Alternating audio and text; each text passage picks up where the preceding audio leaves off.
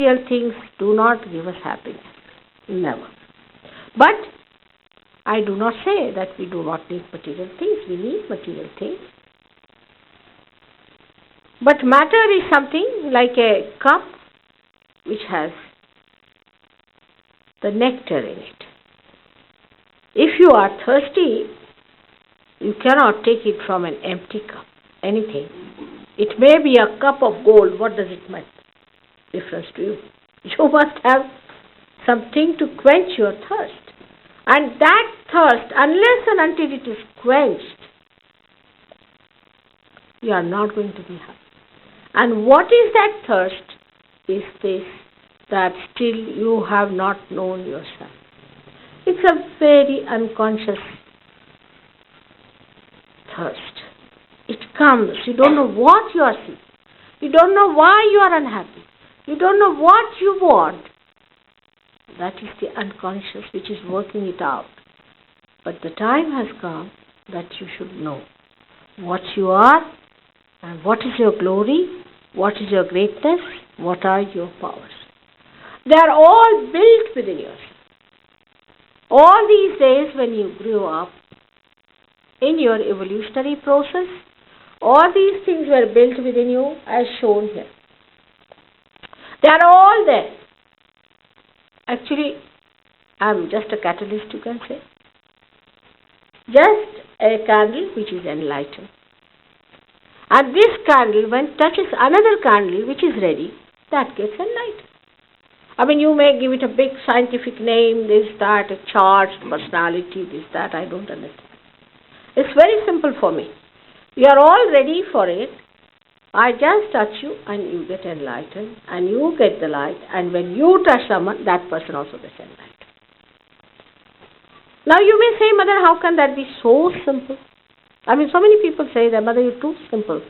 How can that be? I just don't understand. What should I have? 2 horns or something to make it complicated? Everything that is living is the simplest thing. That's the sign of living. Have you seen the flower? How simple it is to grow a flower. It just works. You just get some seeds, sow them, and you get the plants. How simple it is. Do we ever think how it works out? Looks very complicated if you start thinking about it. You will go mad if you start analyzing it. But it's so simple. In the same way, this happening is also a very, very simple thing. It is called Sahaja. Sahaja has 2 meanings. Sahaj means simple. Also it means the thing that is born with you. Sahaj is a simple thing because it is born with you.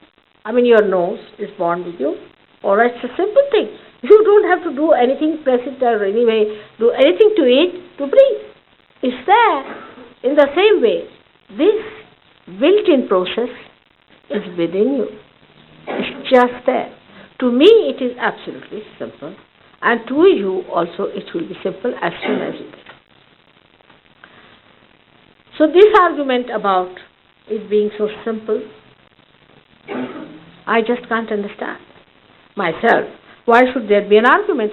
Supposing you can eat this way, why should you ask that how can it be so simple to eat this way? It's so simple because it is so vital. It is so important.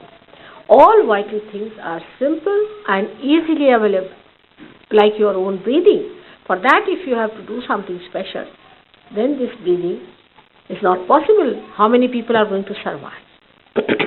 Now, this simple thing, this simple method, is the method of the all-pervading divine power, the Holy Ghost. This all-pervading divine power is the Shakti, the primordial power that works it out. Do we realize how this Shakti works otherwise?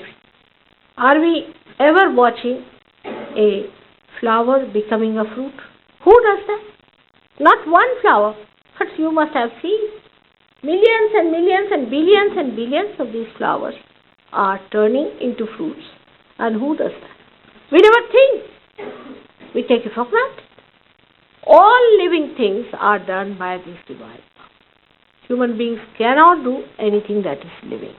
What they can do is everything that is dead or deadening, like strikes is a deadening thing.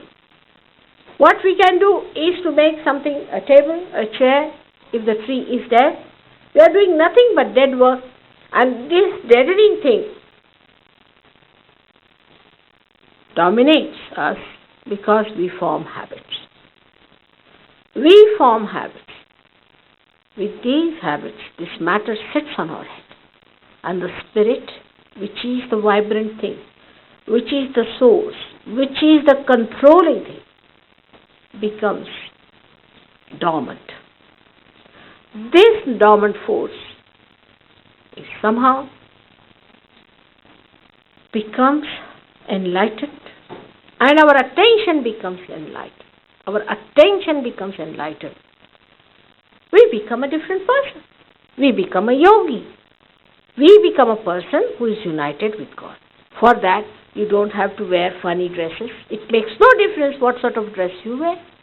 It makes no difference how you comb your hair or what sort of food you eat. It's something so within. It has nothing to do with the outward thing. All our ideas about even charities and about being kind to others and all these things are very superficial.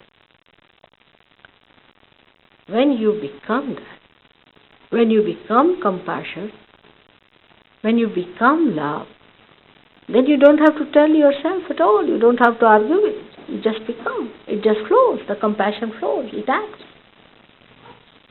You don't have to argue it out. You don't have to tell yourself, I should be compassionate, I should be kind. You just become. I went to Italy and there were 3-4 people who got interested in Sahaja Yogis. But they said, we don't want to join Sahaja Yoga. I said, why? Because these people don't smoke.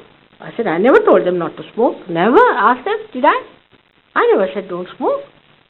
I just asked them, do you smoke? Do you smoke, or you have given up smoking, or your mother has forced you not to smoke? They said nothing of the kind. We used to smoke packets of cigarettes. We used to drink. We were drug addicts. But something happened to us. We just gave up. We don't know how. So simple. Mother never told us. We just became like that. What is there to tell? I mean, once you have found it, once you have seen the light, you are not bothered. Suppose you see a rope here. You might be frightened. You might think it's a snake. Because there's no light, you can't see. You might be running helter-skelter. The whole house might be upside down. But once the light is there, so it's a rope, all right. So all the fears drop out. Because you have seen it. All the pressures drop out. All the hang-ups, they drop out. Whatever is abnormal drops out. And you become an absolutely a normal person. Absolutely a normal person. That's what it is that you have to be. But it is much, much more than that. This is not only that you get your physical fitness. Many people have been cured. They must have told you that cancer is cured. Yes, true, cancer is cured. Many diseases are cured. Mental cases are cured. If you have been to horrible gurus, you get cured. All these things happen. But that's not the end of it. This is just the redeeming part of it. The redeeming part is that you are redeemed of all these physical, mental, emotional problems. But the another part of it is that you yourself get the power. You become the prophets.